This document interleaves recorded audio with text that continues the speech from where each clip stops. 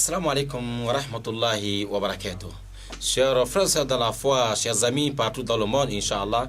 Aujourd'hui, 21 avril 2018, nous allons parler sur la vie de Suhaib al-Rumi. Suhaib al-Sinan, Inch'Allah Ta'ala, dans le cadre de votre émission As-Sahaba, les compagnons. Aujourd'hui, nous sommes avec l'un de ces grands hommes, Suhaib al-Rumi. Bismillah Ta'ala, sur le plateau pour bien comprendre, Inch'Allah, qui est Suhaib al-Rumi, avec votre frère Abakar Siddiq Sangaré, Radio Nour, Libreville, Gabon. Fi amanillah, à tout à l'heure. Aujourd'hui, chers frères dans la foi, samedi 21 avril 2018, Bismillah Ta'ala, dans le cadre de votre émission As-Sahaba, les compagnons. Les compagnons du prophète Mohammed sallallahu alayhi wa sallam. Inch'Allah Ta'ala, nous allons, comme d'habitude, causer sur la vie de l'un de ces grands hommes. Aujourd'hui, par la grâce d'Allah subhanahu wa ta'ala, cet homme, Inch'Allah, dénommé Suhaib al-Rumi. Nous allons voir, Inch'Allah, qui est Suhaib al-Rumi et comment il est arrivé dans la ville de Mecca. Suhaib al-Rumi, radiallahu ta'ala anhu, il était esclave. Suhaib al-Rumi, il était aussi dans le pays d'Irak. Après, il se retrouve même en Chami. Suhaib al-Rumi, il est parmi des gens, le premier groupe qui ont accepté l'islam. Bi'iznillahi ta'ala, nous allons voir et comment cet homme s'est converti en islam, comment il est quitté de l'esclavage. Il se retrouve, Inch'Allah, dans les rangs des Sahaba. Oui, chers frères dans la foi, on doit chercher toujours à connaître la vie de ces grands hommes qui ont, Inch'Allah, fait beaucoup de choses à côté de Mohammed alayhi salatu wassalam pour faire avancer l'islam.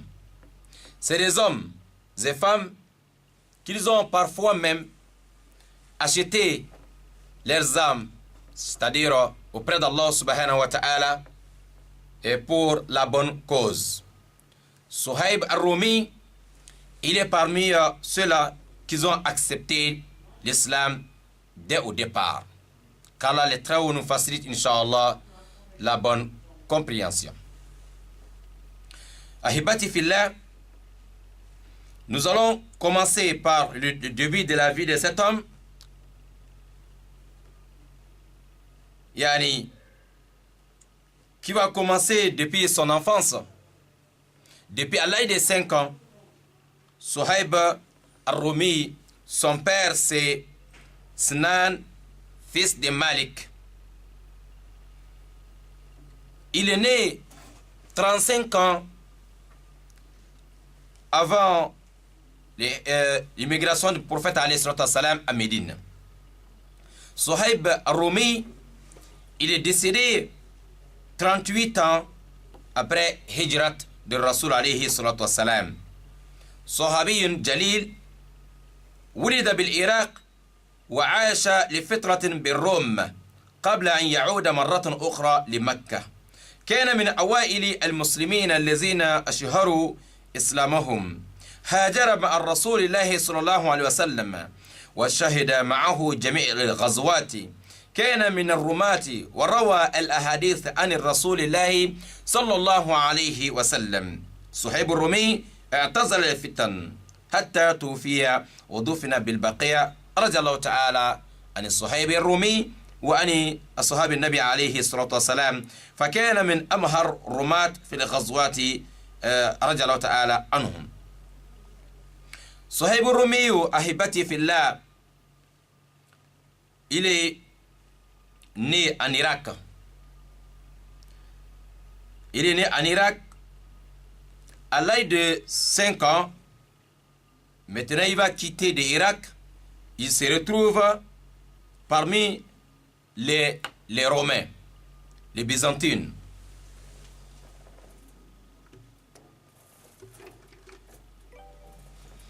Nous allons vous expliquer comment ça s'est arrivé. Les Suhaib se retrouvent parmi les Roms, pourtant il est arabe. C'est pour cela qu'on l'a appelé Suhaib Romain. Suhaib Romain, parce que après l'âge de 5 ans, il a fait peut-être beaucoup des années au milieu de Romains. Rihlatu Suhaib al-Rumi. Comment il a fait tous ces voyages-là? Un arabe qui devient alors romain. ولد صهيب قبل هجرة الرسول عليه الصلاة والسلام كما ذكرنا ب35 عام بعراق بالقرب من نينوي، وفي إحدى غارات الروم على منزل أبيه تم خطفه وبيعه في سوق رق في الروم. عند ذلك عندما كان صغيرا وأقام فترة هناك حتى اشتراه رجلا من قبيلة الكلب وباعه في مكة. اشتراه عبد الله بن جدعان التيمي الذي قام بأتقه من الرق. Et Suhaib al-Rumi, à l'âge de 5 ans, depuis en Irak, un moment, il y a eu des problèmes entre les Arabes et les Romains qui sont venus attaquer les gens depuis en Irak, et arrivés dans la maison de père de Suhaib, ils ont trouvé l'enfant, il avait 5 ans, ils ont kidnappé l'enfant, yani Suhaib, il avait 5 ans. Les Romains sont partis avec Suhaib chez eux. Alors, il est devenu comme esclave de guerre. Vous voyez, un enfant de 5 ans, et ça, c'est des choses que l'islam n'a jamais acceptées. Ils sont partis dans le marché des esclaves avec Suhaib al-Rumi. C'est là-bas qu'ils ont vendu Suhaib. Alors, il y a un monsieur qui a acheté, il était de tribu de Kelb.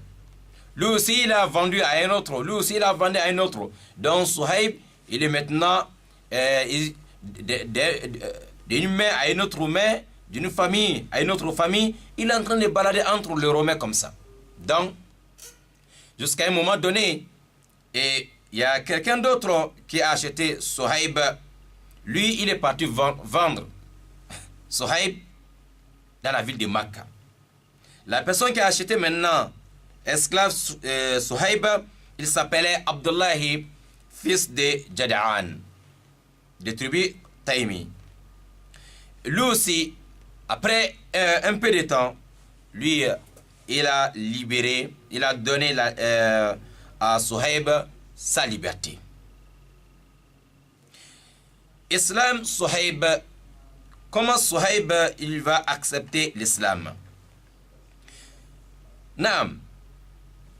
Vous savez, Suhaib, depuis quand il était au milieu des Romains, il savait que lui n'était pas romain. Il était arabe. Il n'a jamais oublié cela. Mais il y a quelque chose aussi qui a beaucoup touché Suhaib.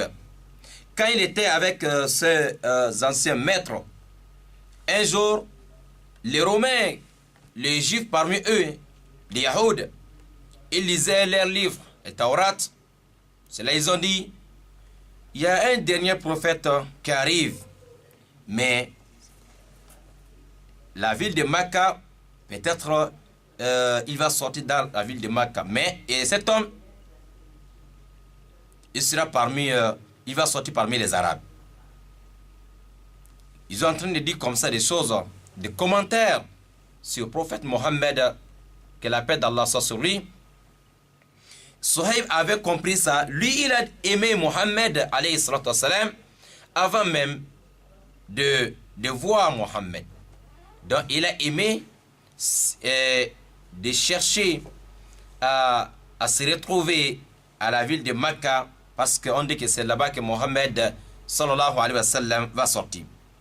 Et Dieu a fait que quelqu'un a acheté Suhaib et l'amène dans la ville de Mecca. Masha'Allah. Il est arabe. Il a fait un peu de temps parmi les Romains.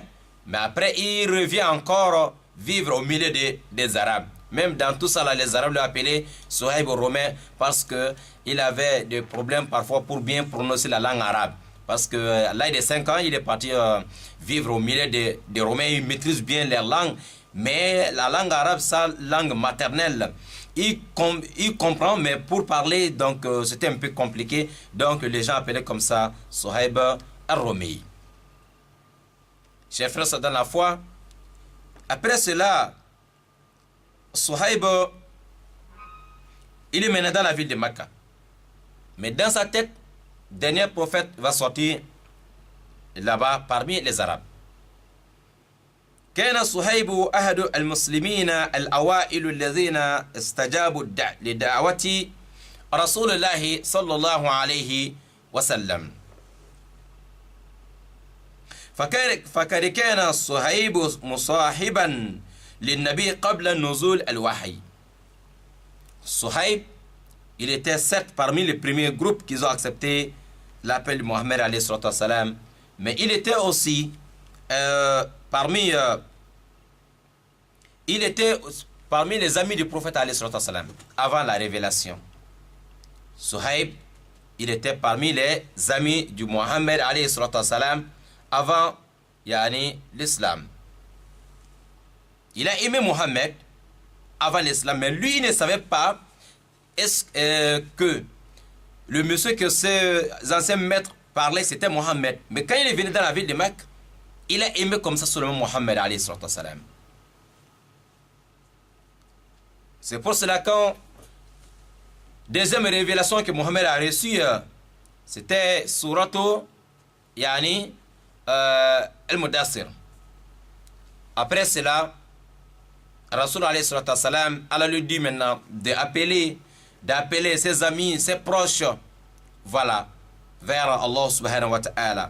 Certes, Suhaib, il était parmi les amis du prophète alayhi salatu wassalam avant l'islam. C'est pour ça qu'il les a appelés. En commençant par notre maman Khadija, elle a accepté. Rasul est parti voir Abu Bakr Siddiq, Ali ibn Abi Talib, Zayd ibn Haris. Abu Bakr aussi, radiallahu ta'ala anhum, lui aussi, il a appelé le Osman, le Abdurrahman ibn Auf. Voilà. Et, masha'Allah. Et Suhaib, il était parmi les premiers groupes qu'ils ont accepté parce que Rasul alayhi salatu wassalam a eu le courage de lui expliquer. أحبتي في الله وما أن جاء الوحي وبدأ النبي في دعوة الناس حتى سارع سهيب وأعلن إسلامه مع عمار بن ياسر داخل دار الأرقم. Lorsque l'islam est venu, Rasul a commencé l'appel. Suhaib, lui, il est sorti de la ville de Mecca pour aller dans Dar al-Arqam, la maison de jeune Arqam qui avait donné un jeune croyant moins de 20 ans qui avait donné alors sa maison. Il avait une petite maison hors de la ville de Mecca. Là-bas, Al-Arqam, un jeune qui avait donné sa maison au prophète Mohammed alayhi salatu wassalam pour que Mohammed alayhi salatu wassalam il se retrouve là-bas avec les croyants pour les parler d'Allah subhanahu wa ta'ala. C'est pour cela il y a beaucoup qui quittaient de la ville individuellement aller retrouver Mohammed alayhi salatu wassalam dans la maison de Arqam. Un jeune moins de 20 ans qui a donné sa maison parce que Mohammed ne pouvait pas appeler les gens dans la ville de Mecca. C'était impossible parce qu'il ne pouvait pas faire ça publiquement. Donc il faut qu'on sorte de la ville pour aller écouter la prêche. Les prêches Yann. Suhaib, le jour qu'il se retrouve dans la maison d'Arqam, lieu de rencontre avec Mohammed et les croyants. Et il a trouvé un autre jeune là-bas, Ammar. Subhanallah. Quand les gens commencent à parler de Mohammed, que Mohammed est en train d'appeler les gens vers Allah, Suhaib pose la question. Mohammed, le même Mohammed là, Sadiq al-Amin, véridique, digne de confiance, Mohammed, on dit oui, c'est lui. Suhaib dit si c'est Mohammed, tout le monde le connaît. Il n'a jamais menti. Digne de confiance, véridique, non. Il faut que moi aussi je sois parmi les premiers groupes qui vont accepter. Comme ça, dès qu'il est devant la maison d'Arkam, il voit Ammar ben Yasser. Il dit Ammar, tu pars où? Ammar avait peur d'expliquer à Suhaib ce qu'il lui venait chercher. Parce que c'était un peu dangereux de dire à quelqu'un que tu vas aller écouter Mohammed sallallahu alayhi wa sallam. Ce n'était pas facile. Ce n'était pas facile et tout le monde avait peur. Suhaib, maintenant, il a expliqué maintenant à Ammar que lui, il est venu chercher Mohammed. Ammar aussi a eu le courage de lui dire que oui, moi aussi, je suis venu pour ça. Donc, Suhaib, avec Ammar ben Yasser, les deux là, se sont rentrés dans l'islam même jour. أخي الكريم قال مجاهد بن جبر أول من أظهر إسلامه 7. Il dit parmi les 7 personnes qu'ils ont alors publié, qu'ils ont accepté l'islam pour la première fois, et les 7 groupes là, et Mujahid parle de le nom de Suhaib aussi, parmi les, c'est-à-dire il est parmi les 7 personnes qui ont accepté l'islam dès au départ. Chers frères, c'est dans la foi. Suhaib, il est maintenant musulman, même jour, avec Ammar, fils de Yasser. Hijratuhu, mais le jour qu'il est entré dans l'islam, il était toujours. Le jour qu'il était, il est rentré dans l'islam, il était toujours esclave chez Abdullah ibn Jad'an. Voilà ce qui va arriver. Abdullah ibn Jad'an, lui, il a constaté que cet homme, Suhaib, s'est converti en islam. Vous savez, comme le Bilal, il y a beaucoup d'esclaves qui se sont convertis en islam. Mais c'était des problèmes. On les a torturés, on les a frappés. Pourquoi ils sont rentrés dans l'islam? Et c'est pour cela Abu Bakr Siddiq, il était parmi les grands sahaba qui ont acheté, libéré beaucoup d'esclaves croyants. وكان إسلام قبل تحرير من العبودية فنال أشد الإقام من الكفار الذين نكلوا به مثل بقية المستضعفين من المسلمين حتى اشتراه عبد الله بن جدعان التيمي وأعتقه لوجه الله ليصبح بعدها حرا ويحب حياته في سبيل الله. Donc maintenant c'est à cause de ça qu'Abdullah ibn Jad'an lui aussi il a acheté Suhaib de son ancien maître. Maintenant, il lui donne sa liberté à cause d'Allah subhanahu wa ta'ala. Abdullah ibn Jad'an, lui aussi il était musulman. Il a acheté alors cet homme, comme Abu Bakr Siddiq aussi avait acheté Bilal pour libérer Bilal. Abdullah ibn Jad'an aussi a acheté Suhaib, et à cause d'Allah, il dit bon, il a acheté et puis il lui donne sa liberté, fi sabilillah, à cause d'Allah. Maintenant, quand les musulmans ils ont fait 13 ans dans la ville de Mecca, et toujours ça n'allait pas, parce qu'on ne pouvait pas parler d'Allah subhanahu wa ta'ala devant les gens de Mecca. Ils ne voulaient pas entendre parler de l'islam. Voilà ce qui va arriver. Allah donne la permission pour le prophète Mohammed alayhi salam de quitter la ville de Mecca, aller vivre maintenant à Médine, aller s'installer maintenant définitivement à Médine. Alors les croyants les gens quittent maintenant de Mecca pour Médine. Voilà ce qui va arriver. Abdullah ibn Jada'an, il a déjà libéré Suhaib. Suhaib aussi va prendre le chemin pour aller à la ville de Mecca. Encore, il était même la dernière personne parmi les compagnons du prophète qui a quitté la ville de Mecca pour Médine, qui a fait le hijra. Hijratuhu ila al-Madinati radiyallahu ta'ala anhu بعد أن هاجر رسول الله صلى الله عليه وسلم ومن معه من المسلمين أراد صهيب الخروج والهجرة إلا أن المشركين منعوه وكان صهيب من الرماة الذي اشتهر بمهارته فعرض عليهم إما أن يرميهم بسهم أو أن يدلهم على ماله ويتركوه فوافقوا على هجرته على أن يخلى يعني ماله فكان صهيب آخر المهاجرين إلى المدينة. صهيب lui, le jour où lui aussi il a décidé d'aller à la Mecque, d'aller à Médine, Mohamed avec les Sahaba, ils sont déjà à Médine. Suhaib cherche maintenant à aller rejoindre aussi les autres. Mais lorsque les Quraysh, ils ont compris que Suhaib aussi veut quitter la ville de Mecca pour aller à Médine, que faire? Ils ont envoyé les gardes pour le empêcher de quitter la ville de Mecca. Mais Suhaib, il était parmi les lanceurs. Hein?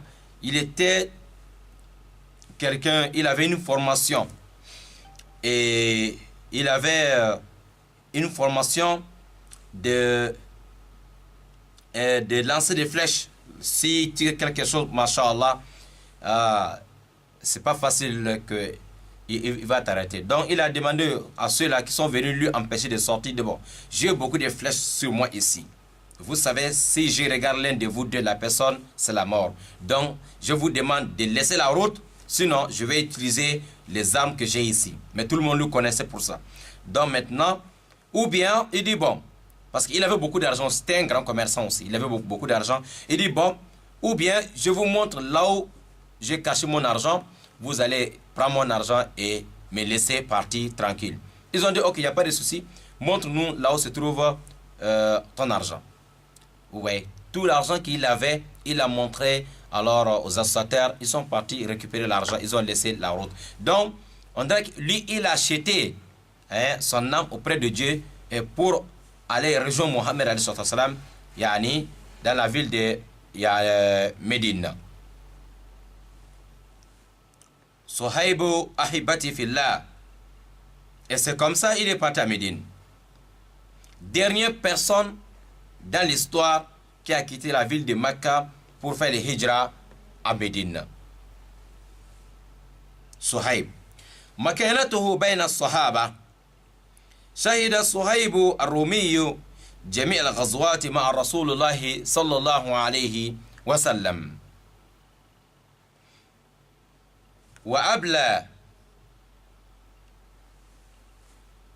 وأبلى فيها بلاء حسنا فقد كان أحد الرماة الذين اشتهروا بهدة البصر ودقة التصويب. Suhaib, il a assisté tous les batailles avec le prophète Mohammed alayhi salatu wassalam, tous les batailles que Rasoul a fait avec les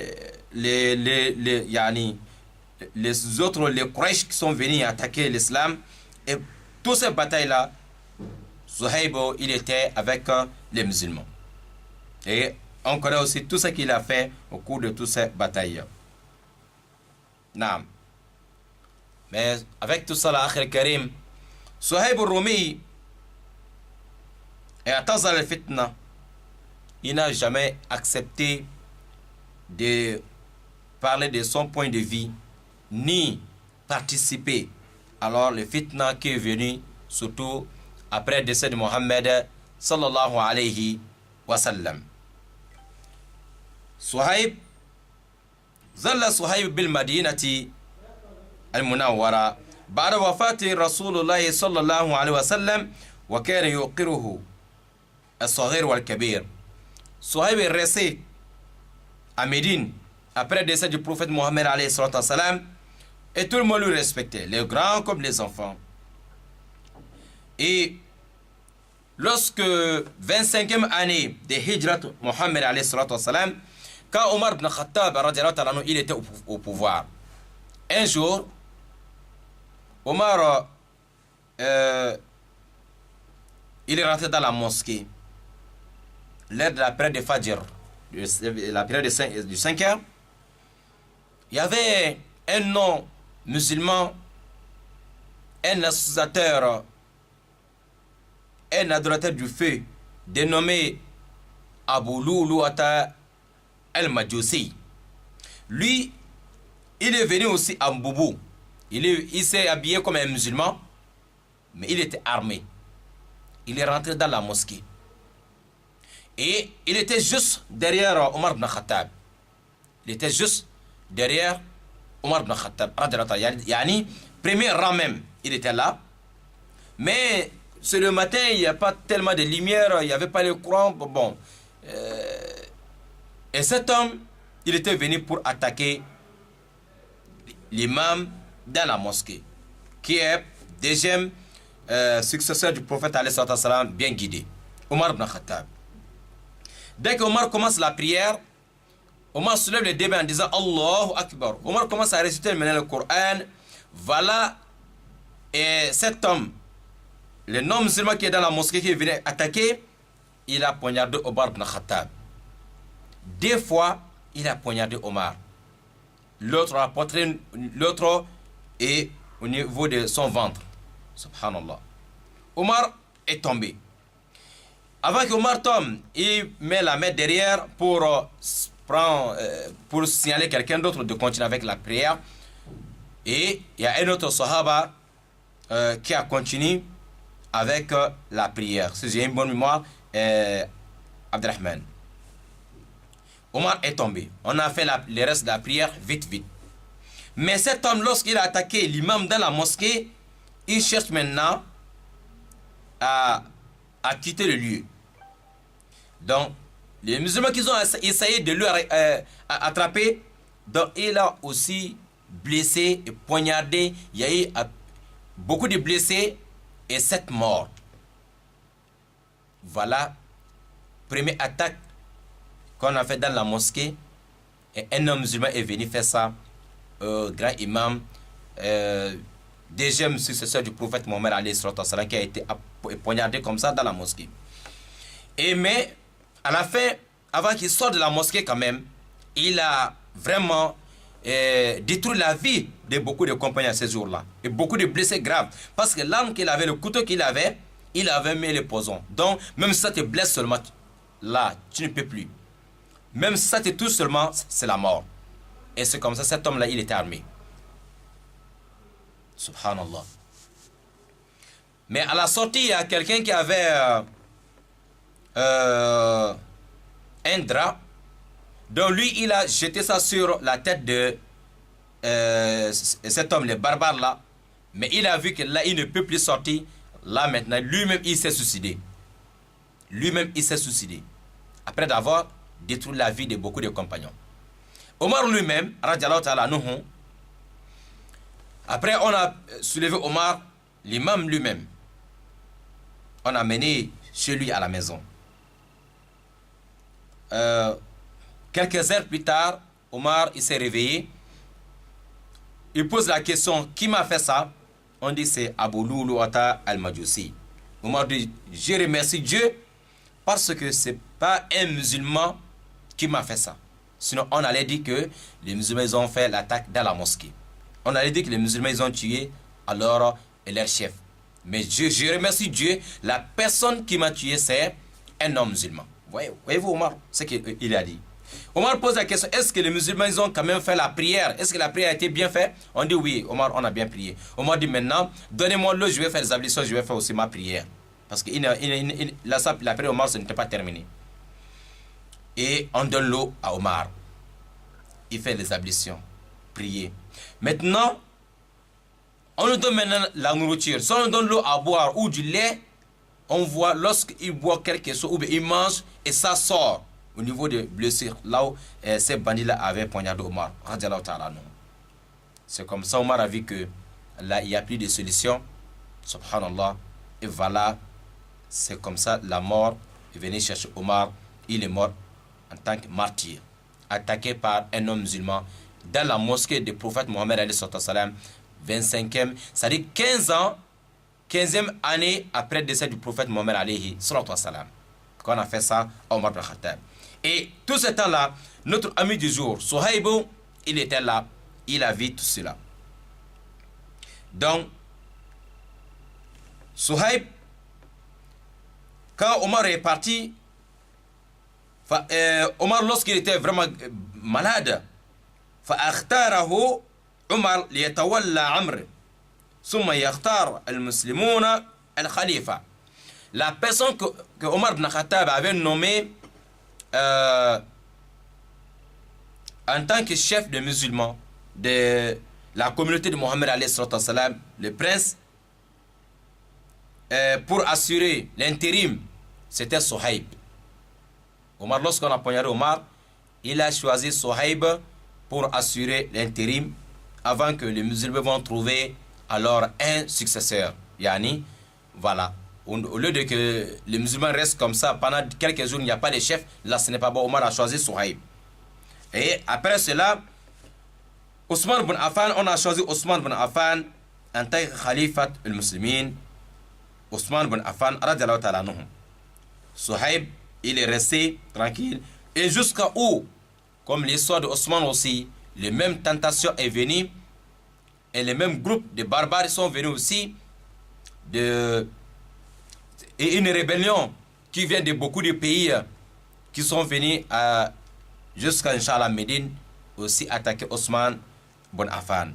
Suhaib, lui, radiallahu ta'ala anhu, il s'est éloigné de tous les fitnas jusqu'à lui aussi son dernier jour. Suhaib est décédé 38e année de Hijrat Mohammed alayhi salam. Il a été enterré dans le grand cimetière de Médine qu'on appelle Al-Baqiya. Qu'Allah les travaux nous facilitent, Inch'Allah.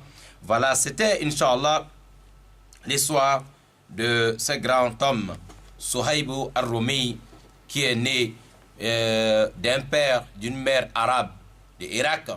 Après, les Romains sont venus le kidnapper à l'âge de 5 ans, lui amener jusqu'à dans les Cham et les Yémen, et on lui vend, l'autre achète, après il revend, et jusqu'à un jour, il a compris que le dernier prophète d'Allah arrive à la Mecque, mais Dieu lui donne la chance, il se retrouve, Inch'Allah, dans la ville de Mecca, et il était aussi parmi les amis de Mohammed alayhi salam avant l'islam. Quand Allah a envoyé Mohammed maintenant en tant que prophète et messager, Suhaib, lui avec Ammar ibn Yasser, se retrouve devant Mohammed alayhi salam pour dire Ashhadu an la ilaha illallah wa anna Muhammad Rasulullah pour entrer dans l'islam. Et maintenant, peu de temps plus tard, alors les musulmans se retrouvent à Médine. Lui aussi, il était dernière personne parmi les migrants qui ont quitté de la ville de Makkah pour Médine pour aller adorer Allah seul. Suhaib al-Rumi, Inch'Allah ta'ala.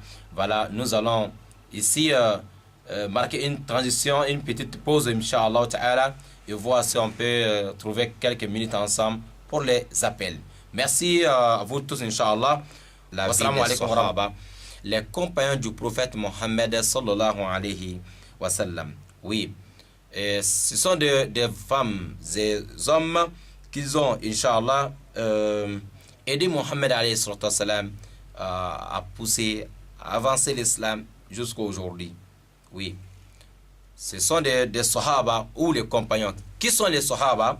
C'est des gens qui ont vu Mohammed alayhi salam et qu'ils ont accepté l'appel de Mohammed alayhi salam. Vous voyez.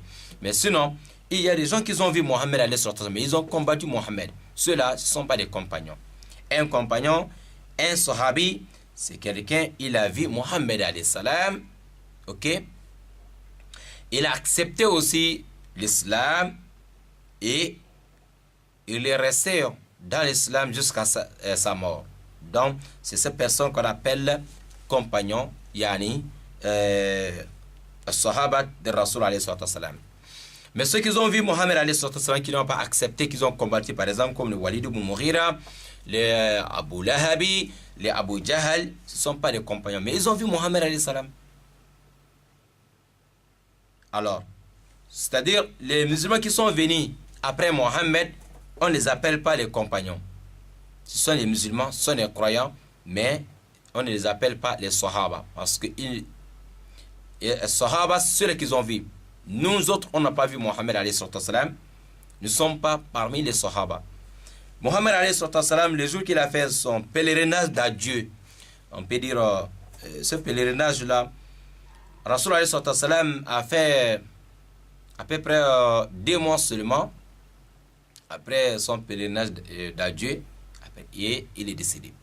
À ce jour-là, il y avait autour de lui, à la Mecque, sur le montagne d'Arafat, 124 000 compagnons. 124 000 compagnons, parmi les hommes et femmes. Vous voyez. Et donc, ce qui veut dire, à Rasul, quand il a commencé à appeler les gens vers Allah subhanahu wa ta'ala, c'est commencé avec Khadija, 2e personne Abu Bakr, et 3e Ali, et 4e Zayd ibn Haris, et tous ils ont accepté l'islam le même jour. Et un peu jusqu'à 100 personnes, 200 personnes, voilà, jusqu'à les musulmans se retrouvent. Et le jour de pèlerinage d'adieu de Mohammed alayhi salatu wassalam, il y avait autour de 124 000 femmes et hommes. Quand il a commencé aussi, les Sahaba qui ont accepté l'islam dès au départ, Allah a envoyé l'ange Gabriel, Jibril alayhi salam, pour venir expliquer à Mohammed ce que il faut faire, les ablutions. Jibril est venu enseigner à Mohammed alayhi salam comment faire les ablutions. Après cela, il a montré à Mohammed comment faire la prière. Très bien. Dès le départ de l'islam commence avec la prière. Si quelqu'un vous dit l'islam est venu, la prière est venue après 10 ans, après 13 ans, c'est faux. La personne ne maîtrise pas la vie des Sahaba ni la vie de Mohammed alayhi salam. L'islam est venu. La première adoration qu'Allah a donnée à Mohammed dès au départ, c'était la prière.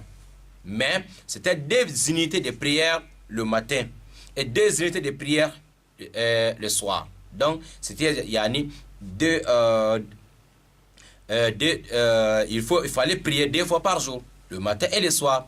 2 unités de prière le matin, 2 unités de prière le soir. Donc, c'est comme ça, l'ange Gabriel est venu montrer à Mohammed alayhi salam. C'est ça que Rasul alayhi salam, il a montré aux Sahaba dès au départ. C'est-à-dire depuis la première année, voilà, avant que les musulmans arrivent même, avant que les musulmans arrivent à 30 personnes, une vingtaine, seulement Rasul alayhi salam faisait 2 prières par jour avec les Sahaba. On entend parfois la prière, c'est pas important, il faut avoir un bon cœur, il faut cela, la prière venait après 13 ans, après 10 ans. C'est faux, ce n'est pas du tout vrai. Ce qui est vrai, il y avait la prière dès au départ.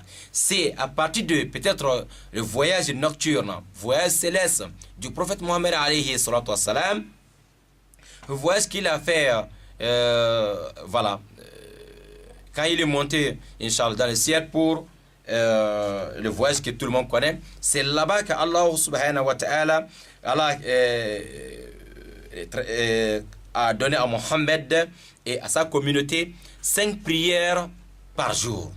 Mais avant ça, il y avait 2 prières par jour qui étaient seulement 2 unités le matin, 2 unités le soir. Voilà, Inch'Allah ta'ala, c'est ça, Inch'Allah, que nous voulons expliquer aujourd'hui. La vie de Suhaib, vous avez tout compris. Voilà, et qui est Sahaba, qui est comparé de Rasoul, vous avez compris aussi, c'est les gens qui ont vu Mohammed, qui ont cru à lui, et jusqu'à les derniers jours aussi, ils n'ont pas changé la religion, ce sont les Sahaba. Mais nous qui n'avons pas vu Mohammed, nous sommes les frères de Mohammed alayhi salam. Un jour, le prophète dit, subhanallah, quand il était devant les compagnons, et il a parlé des mérites des compagnons, les mérites. Après, il parle maintenant de ses frères.